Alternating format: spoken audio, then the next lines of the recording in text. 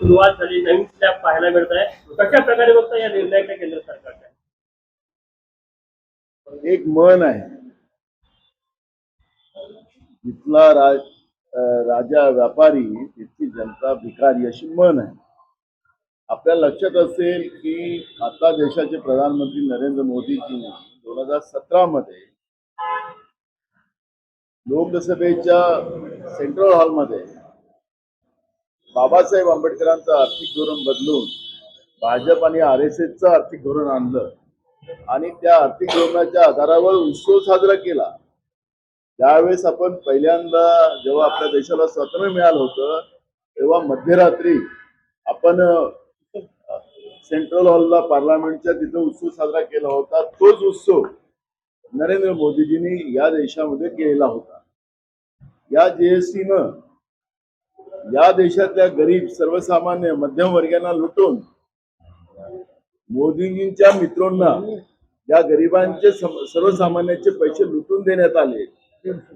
आणि आता आपण पाहतोय काल अजून प्रधानमंत्री सजून धजून देशाच्या जनतेसमोर आले आणि पुन्हा ते म्हणतात की हा सुद्धा एक उत्सव आहे. किती वस्तूमध्ये यांनी GST कमी केला त्याची माहिती एकदा स्पष्ट सांगावी. इतर असा शब्द काय, स्पष्टता त्याच्यामध्ये नाही. पुन्हा मागच्यापेक्षा थोडे कमी आम्ही लुटू पण जनतेला लुटू, अशा पद्धतीची भूमिका देशाचे प्रधानमंत्री नरेंद्र मोदी करतात आहेत.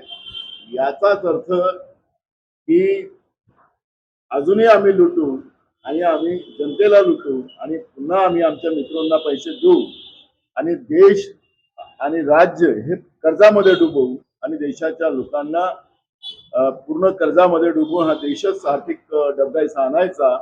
हाच उत्सव नरेंद्र मोदीजी आणि भाजप साजरे करताना आपण पाहतो. काँग्रेस एक मिनिट, याच्यामध्ये जे दर कमी झाले अनेक वस्तू त्यामुळे नागरिकांनाच फायदा होईल याचा. मला मी तेच म्हणतोय ना, मी उल्लेख केला की डॉक्टर बाबासाहेब आंबेडकरांचं आर्थिक धोरण बदलून MRP वालं धोरण बदलून GSTचं धोरण यांनी आणलं. त्याचा विरोध राहुल गांधीजींनी केला की हा गब्बर सिंग टॅक्स आहे. गरिबांकडून लूटपाट जे करून मित्रांना दिली जाते हे तर स्पष्ट झालेलं आहे. GST काही रद्द केली नाही. GST अजूनही चालू आहे आणि सर्वसामान्यांना लुटलंच जाणार आहे.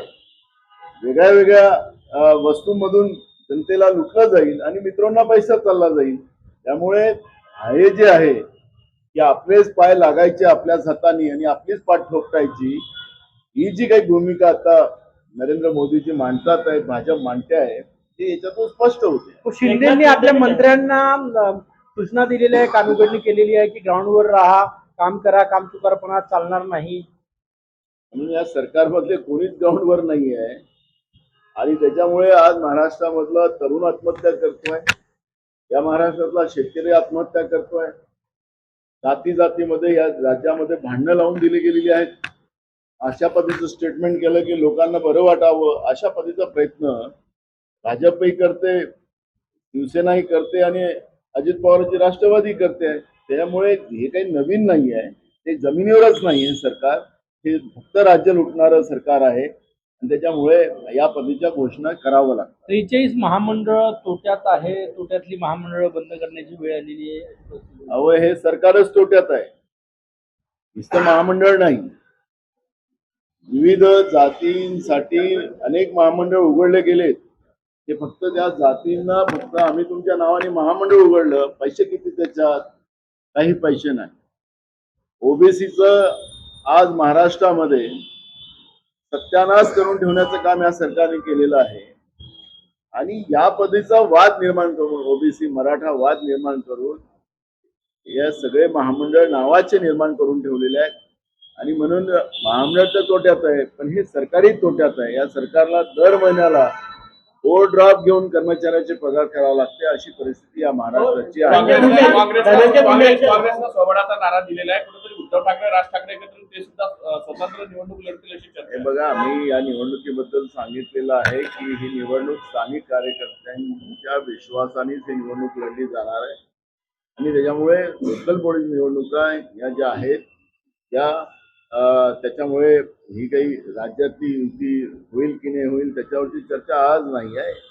आता हे जे सत्तेमध्ये बसलेले लोक आहेत त्यांचंही अलायन्स होणार नाहीये. त्याच्यामुळे या निवडणुका स्थानिक पातळीच्या कार्यकर्त्यांच्या विश्वासानेच लढल्या जातात. ठाकरे बंधू मात्र धनंजय एकत्र मुंडे लढणार अशी आहे. वेळ आली आहे की कुठे त्यांना त्यांच्या प्रदेशाध्यक्षाला असं म्हणावं लागलं की मला रिकामं ठेवू नका, काहीतरी जबाबदारी द्या. ते त्यांच्या पक्षातला इश्यू आहे त्याच्यावर प्रतिक्रिया देणं काही चुकीचं नाही. ठाकरे बंधू मात्र एकत्र काँग्रेस लढण्याची काँग्रेस तयारी. काँग्रेसचे बरेच नेते म्हणजे विजय वडेट्टीवार यांच्या नेतृत्वात ओबीसी मोर्चा नागपुरात निघणार आहे. काँग्रेस पक्षाची भूमिका काय आहे की मराठा समाजाला जो जी आर काढलेला आहे तो जी आर मागे घ्यावा अशी पक्षाची भूमिका आहे का ती त्यांची वैयक्तिक भूमिका आहे? बघा, मी तुम्हाला सांगतो की या सरकारने मराठा समाजाच्या आया बहिणीला रस्त्यावर आणलं. नाही, मोर्चाबद्दल. ओबीसीच्या आया बहिणींना म्हाताऱ्यांपासून तर लहान्यापर्यंत सगळ्यांना रस्त्यावर आणलं. खऱ्या अर्थात या सगळ्या मोठ्या संख्येनं असलेल्या, कारण की राहुल गांधींचा जो नारा आहे की जितकी संख्या भारी तितकी संख्या त्याच्यामध्ये सत्तेमध्ये असली पाहिजे. आज आपल्याला हे भांडण करूनही या पद्धतीनं आमच्या लोकांना रस्त्यावर आणण्याचं काम जे केलं जाते आहे. त्यामुळे मला असं वाटतं की समाजाला आता रस्त्यावर येण्यापेक्षा समाज हा सत्तेमध्ये कसा जाईल आणि सत्तेची चाबी आपल्या हातात घेऊन बाबासाहेब आंबेडकरांनी दिलेल्या संविधानाच्या आधारावर या मागास समाजाला न्याय कसा देऊ शकू याच्यावर आता आम्ही काम केलं पाहिजे. व्यक्तिगत प्रत्येकांना वेगळं वेगळं आपली भूमिका मांडण्याचे अधिकार आहे. त्याच्यामुळे मला त्याच्यावर आज प्रतिक्रिया देण्याचं काही कारण नाही. पण हा समाज सत्तेमध्ये कसा सहभागी होईल याच्यावर लक्ष केंद्रित करण्याची गरज हे समाज बांधवांना पण आहे आणि तेव्हाच आपल्याला न्याय मिळू शकते अशी आमची भूमिका आहे. हो, तुम्ही नवनाथ वाघमारे ओबीसी नेते आहेत, त्यांची स्कॉर्पिओ गाडी जाळण्याचा प्रयत्न झाला. नवनाथ वाघमारे यांची गाडी मनोज जरांगे यांच्या समर्थकांनी जाळली असा आरोप केला. महाराष्ट्रामध्ये ही भांडणं लावण्याचं काम या सरकारच्या माध्यमातून सुरू आहे.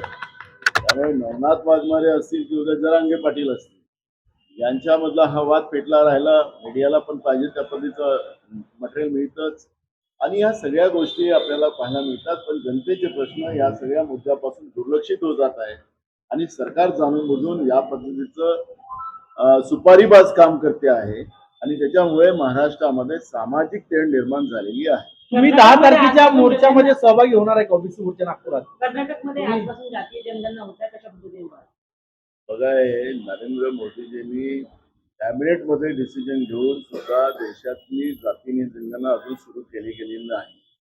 काँग्रेसमध्ये आमच्याजवळ बहुमतातलं सरकार कर्नाटकमध्ये आहे आणि म्हणून काँग्रेसनी जातीनिहाय जनगणनेचा एक फेर आमचा झालेला आहे.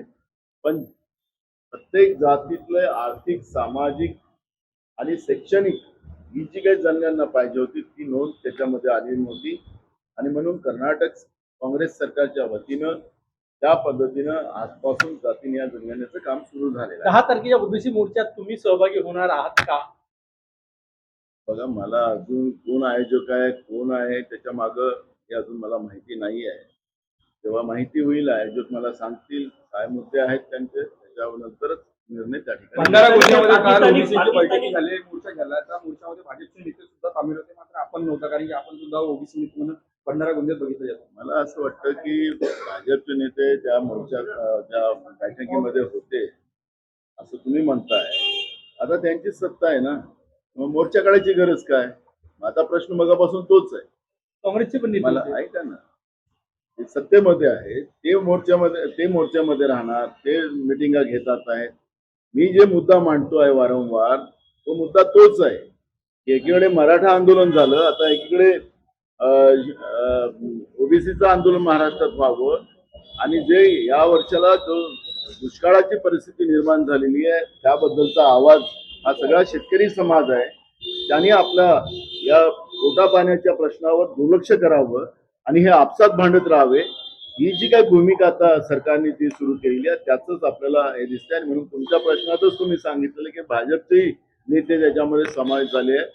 करायचं तुमचं सरकार आहे, बहुमताचं आहे, 5वी बहुमत आहे, केंद्रात तुमचं सरकार आहे. का नाही करत ओबीसीसाठी प्रश्न?